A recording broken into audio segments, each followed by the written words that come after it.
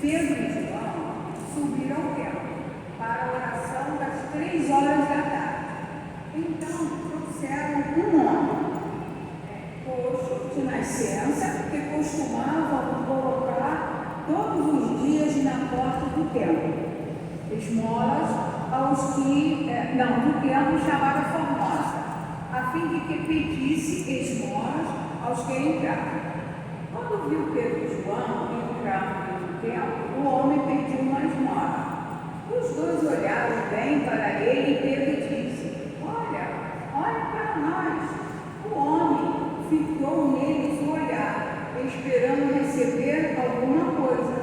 Pedro então lhe disse: não tenho ouro nem prata, mas o que tenho eu te dou. Em nome de Jesus Cristo, o Nazareno, levanta-te e anda. E pegando-lhe a mão direita, Pedro o levantou. Na mesma hora, os tornozelos do homem ficaram firmes. Então ele deu um pulo, ficou de pé e começou a andar. E entrou no templo junto com Pedro e João. O povo todo viu o homem andando e louvando a Deus. E reconheceram que era ele o mesmo que pedia esmolas, sentado na porta formosa do templo. E ficaram admirados e espantados com o que havia acontecido com ele. Palavra do Senhor. Graças a Deus.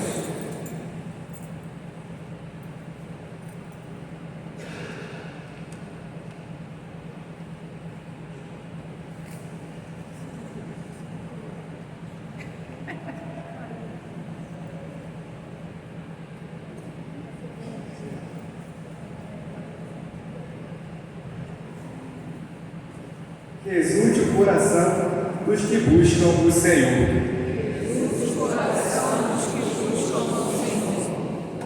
Dai graças ao Senhor, gritai seu nome, anunciai entre as nações seus grandes feitos. Cantai, entoai salmos para ele, publicai todas as suas maravilhas.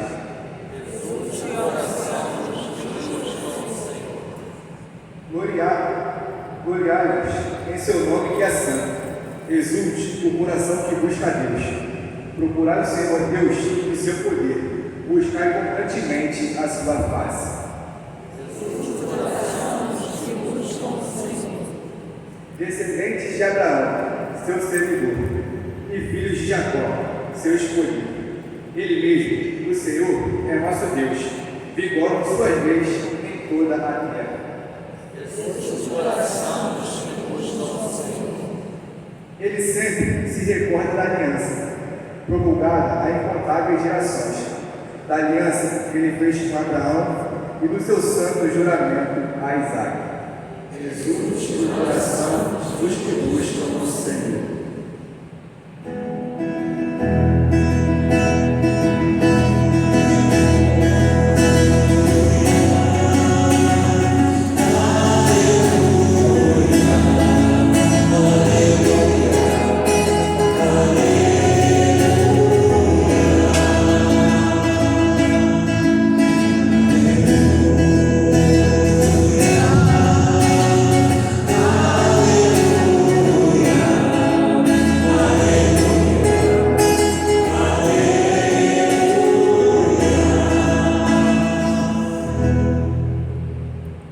O Senhor esteja convosco.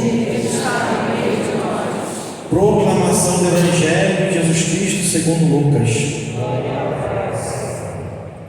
Naquele dia, o primeiro da semana, 2 dos discípulos de Jesus iam para um povoado chamado Emaús, distante 11 quilômetros de Jerusalém.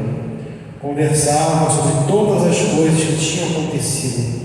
Enquanto conversavam e discutiam, o próprio Jesus se aproximou e começou a caminhar com eles. Os discípulos, porém, estavam como que cegos e não o reconheceram. Então Jesus perguntou: o que ides conversando pelo caminho? Eles pararam com o rosto triste, e um deles, chamado Cleófas, lhe disse: Tu és o único peregrino em Jerusalém que não sabe o que lá aconteceu nestes últimos dias? Ele perguntou o que foi. Os discípulos responderam: o que aconteceu com Jesus o Nazareno, que foi um profeta poderoso em obras e palavras diante de Deus e diante de todo o povo. Nossos sumos sacerdotes e nossos chefes o entregaram para ser condenado à morte e o crucificaram. Nós esperávamos que ele fosse libertar Israel, mas, apesar de tudo isso, já faz 3 dias que todas as coisas aconteceram. É verdade que algumas mulheres do nosso grupo nos deram um susto. Elas foram de madrugada ao túmulo e não encontraram o corpo dele. Então voltaram, dizendo que tinham visto anjos e que estes afirmaram que Jesus está vivo. Alguns dos nossos foram ao túmulo e encontraram as coisas como as mulheres tinham dito. A ele, porém, ninguém ouviu. Então Jesus lhes disse: como sois sem inteligência e lentos, para crer em tudo que os profetas falaram? Será que o Cristo não devia sofrer tudo isso para entrar na sua glória? E começando por Moisés e passando pelos profetas, explicava aos discípulos todas as passagens da Escritura que falavam a respeito dele. Quando chegaram perto do povoado para onde iam, Jesus fez de conta que ia mais adiante. Eles, porém, insistiam com Jesus, dizendo: fica conosco, Senhor, pois já é tarde e a noite vem chegando. Jesus entrou para ficar com eles. Quando sentou à mesa com eles, tomou o pão, abençoou, partiu e lhes distribuía. Nisso os olhos dos discípulos se abriram e eles reconheceram Jesus. Jesus, porém, desapareceu na frente deles. Então um disse ao outro: não estava ardendo o nosso coração quando ele nos falava pelo caminho e nos explicava as Escrituras? Naquela mesma hora, eles se levantaram e voltaram para Jerusalém, onde encontraram os 11 reunidos com os outros. E estes confirmaram: realmente o Senhor ressuscitou e apareceu a Simão. Então os dois contaram o que tinha acontecido no caminho e como tinham reconhecido Jesus ao partir o pão. Palavra da salvação. Meus caros irmãos e irmãs, esta passagem dos discípulos de Emaús, ela é muito conhecida e muito cara a cada um de nós. E de certa forma, misticamente, é o que nós estamos vivendo hoje.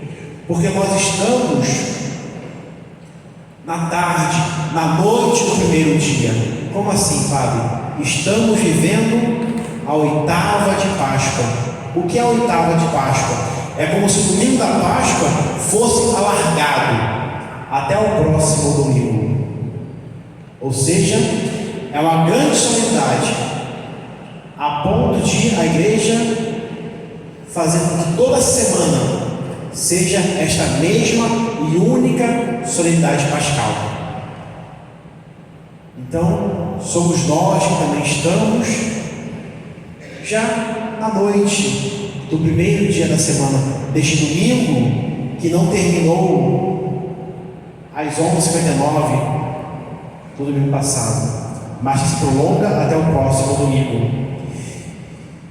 E no final do Evangelho, nós vemos o Cristo partir o pão com esses discípulos, ou seja, figura da Eucaristia. Então nós estamos aqui também vivenciando esse episódio de Emaús. Então, como é que nós estamos neste dia?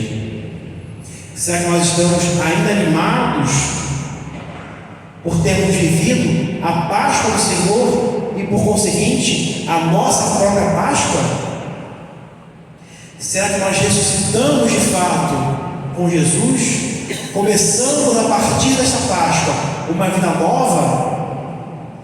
fazermos de nossa vida uma autêntica doxologia, ou seja, vivermos por Cristo, com Cristo em Cristo. Porque no fundo, esta é mística de São Miguel Arcanjo. Quem como Deus? Ninguém como Deus. Miguel significa isso. Quem como Deus? E se eu reconheço que nada, nem ninguém se compara com Deus, a minha vida deve ser essa constante doxologia de estar e continuar continuamente com Cristo. Ou nós somos daqueles que de fato nós não vivemos a Páscoa, apenas aproveitamos um espetáculo que faz Semana Santa, o Tríduo Pascal, mas ainda muito fechados em nós mesmos, encaramos essas celebrações mais como um ritual exterior, um folclore. Talvez tenhamos ido mais por curiosidade do que por fé verdadeira. Será que nós estamos hoje felizes, alegres? Ou estamos tristes, acabrunhados, abatidos?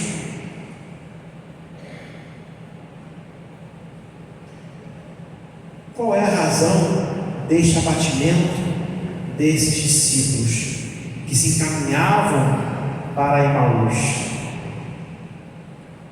Por que eles estavam tristes? Porque eles se sentiam decepcionados nas suas expectativas. Eles tinham uma visão distorcida de Jesus.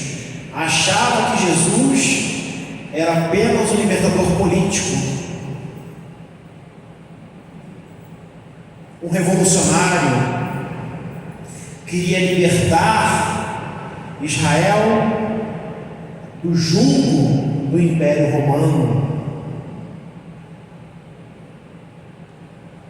Então, ao verem o Senhor crucificado, ali não apenas morria o Cristo, mas ali morria a esperança deles. E São Paulo vai dizer: se Cristo não ressuscitou, vã é a nossa fé. A nossa fé não se baseia na morte de Cristo, mas na ressurreição do Senhor.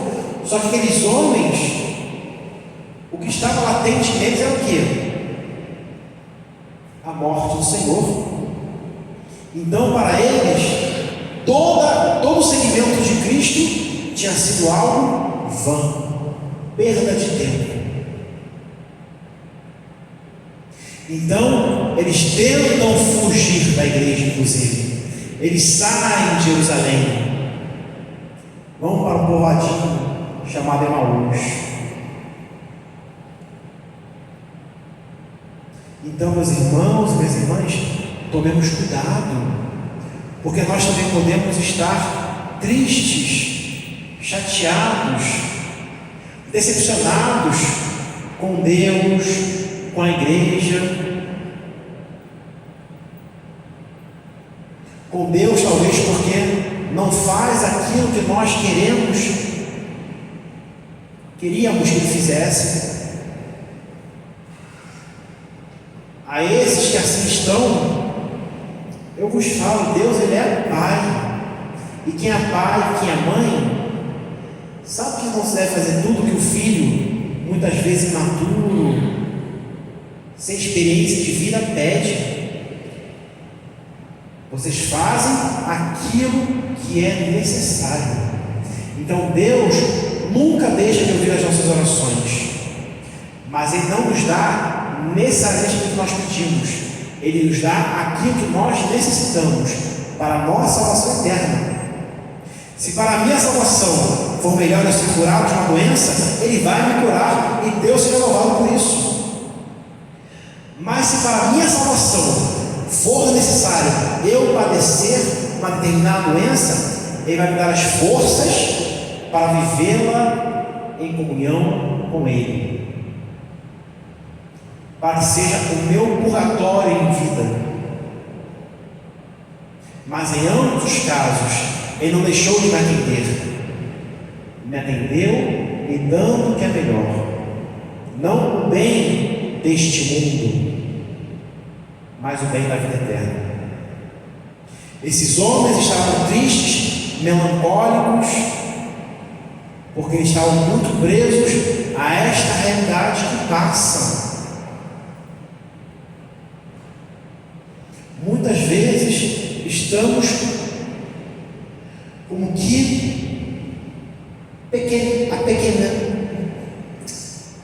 como que o peso do mundo estivesse sobre nós.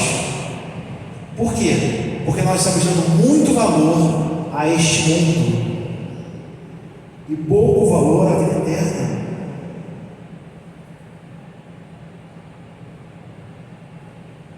Muitas vezes as nossas tristezas são motivadas por isso, que nós queremos sermos felizes neste mundo, temos todos os nossos prazeres nesta realidade passageira, mas como eu falei, passa. Não tem uma alegria estável neste mundo que é tão instável.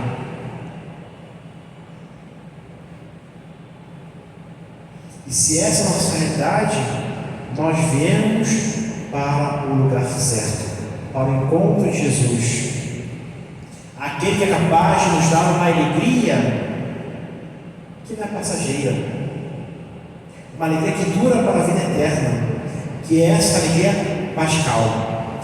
Não é esta alegria eufórica do mundo aí fora, do parabéns para você, enfim, não é isso.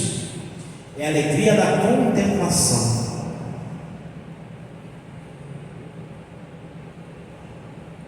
E o Cristo, por mais que muitas vezes nós não saibamos reconhecer, porque o mundo aí fora nos dá tantos Cristos que nós não conseguimos identificar quem é o verdadeiro, muitas vezes. Nós não conseguimos perceber a presença de Deus em nossas vidas, mas Ele está presente. É que nós estamos como que vendados por este mundo, entorpecidos por este mundo passageiro. Mas Deus está sempre conosco, nas maiores alegrias e consolações, mas também nas perdas, nas tristezas, no outro que se apresenta em nossas vidas. O Cristo está sempre presente e caminha conosco. Mas olha que interessante, o Cristo faz com que fosse caminhar ainda mais. E o que esses homens fazem?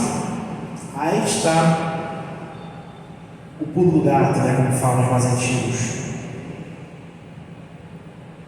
Eles pedem: fica conosco, Senhor.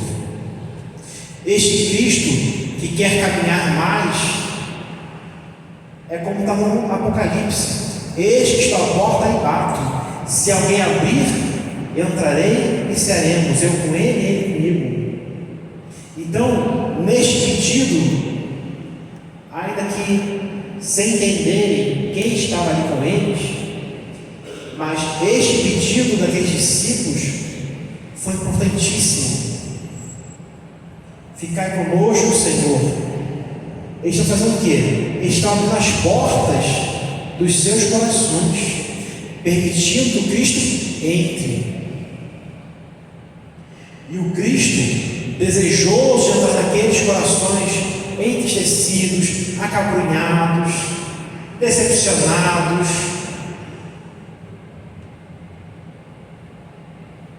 Ele aceita o convite. E como está no Apocalipse, Ele faz uma ceia. E não apenas sacia o corpo daqueles homens, mas sobretudo sacia a alma por meio da fé. E esta ceia, ela simboliza o quê? A Eucaristia. Vai dizer o Catecismo da Igreja Católica que a Eucaristia, ela é fonte e ápice de toda a vida cristã. Não importa quais sejam as suas crises de fé, na Eucaristia você encontra a resposta. Não importa qual seja a sua tristeza, a sua decepção, na Eucaristia você vai encontrar verdadeira alegria e conforto para a alma. É por isso que em cada adoração o padre, o diácono diz o quê? Do céu desce o pão. O que é que nós respondemos? Que contém todo o sabor, tudo o que nós precisamos encontramos na Eucaristia. Tudo que aqueles homens precisavam, eles encontraram na Eucaristia, na fração do partir do pão. Mas precisou que eles dessem o quê? Este passo. Fica conosco, Senhor. Por quê? Porque Deus respeita a nossa liberdade. Ele quer nos salvar. Ele quer que a Páscoa aconteça em nossas vidas. Mas Ele também quer que nós queiramos. Porque o amor se dá na liberdade. Vamos ter os padres da igreja. Santo Agostinho vai dizer o quê? Deus que nos criou sem nós não quer nos salvar sem nós. Ele quer nos salvar, mas sobretudo quer que queiramos, desculpa a redundância, sermos salvos. Porque o amor se dá na liberdade. Não existe amor mais triste do que aquele amor onde o homem está com a mulher e a mulher com o homem por falta de opção. O que torna o amor belo, e quando eu falo belo, não estou falando tabuleiro, porque de belo não tem nada, verdade, né? Desculpa a brincadeira, são os pensamentos intrusivos. O que torna o amor belo é a liberdade, é aquele homem, dentre todas as mulheres, escolher aquela mulher, e vice-versa, serem um do outro que a grande opção da vida. Eis a beleza. Então, Deus nos poderia fazer sem pecar, não é isso? Sem sermos capazes de pecar, mas nós seríamos o quê? Marionetes nas mãos de Deus. Não teríamos liberdade. Então, por mais que o pecado seja um mal, é preferível que nós optemos pelo pecado do que fiquemos com Deus por falta de opção.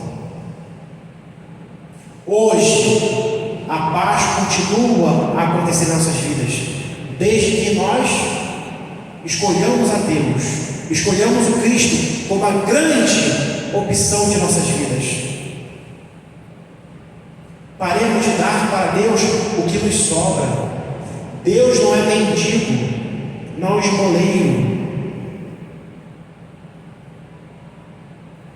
Ou tudo ou nada. Assim nos ensinavam os místicos carmelitas: dar tudo com T minúsculo, pelo tudo com T maiúsculo. Nada neste mundo supera Deus. Neste pedaço de pão eucarístico,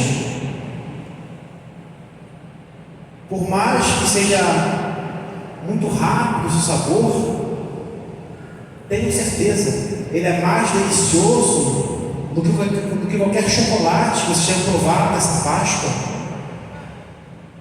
Porque o sabor do chocolate passou a escovar os dentes, mas o sabor da Eucaristia é um sabor de vida eterna. Então, meu irmão, minha irmã, não importa como você chegou aqui, Cristo te trouxe para que a Páscoa aconteça na sua vida nesta etapa da Páscoa. Nós precisamos o quê? Abrir os nossos corações, querer e assim voltarmos novamente para a igreja. Voltarmos para onde, ou melhor, voltarmos para de onde nem deveríamos ter saído, que é junto dos apóstolos. Mas, Padre, a minha decepção é por causa da igreja, porque só vejo pecadores, mas a igreja foi feita para pecadores. O Cristo falou: eu não vim chamar os justos, eu vim chamar os pecadores. Eis-nos aqui, do Papa até o último dos leigos. Eu não sou padre por ser melhor do que nenhum de vocês. Talvez eu seja padre exatamente por ser pior do que muitos.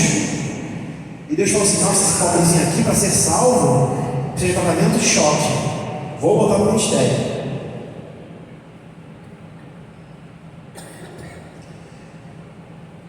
O Papa Leão, ele aprovou a beatificação de um santo que eu acho fantástico. O cardeal São Tomás. Quem não conhece, procure seus livros, tem vídeos dele no YouTube. Ele fazia programa de rádio, enfim, explicava a fé e com bastante humor. Vale a pena conhecer. Venerável Funton Shin, que vai ser beatificado, acho que esse ano ainda, pelo Papa Leão. Uma vez falaram assim para ele: eu não vou na igreja. Por que, minha filha, você não vai na igreja? Porque lá você tem hipócrita. Aí ele respondeu: nesse mesmo, sempre estacionalizou. Porque muitas vezes nós achamos melhores do que os outros, mas não. Todos nós somos feitos do mesmo barro quebradiço, miserável. No fundo, essa decepção não foi por causa de Cristo. Eles se decepcionaram pela imagem equivocada que eles fizeram de Cristo. Ou seja, o motivo da decepção desses homens, desses discípulos, foram eles mesmos. E nossa vida também. Se nós quisermos andar por conta, nós devemos caminhar de decepção em decepção, porque nós somos imperfeitos.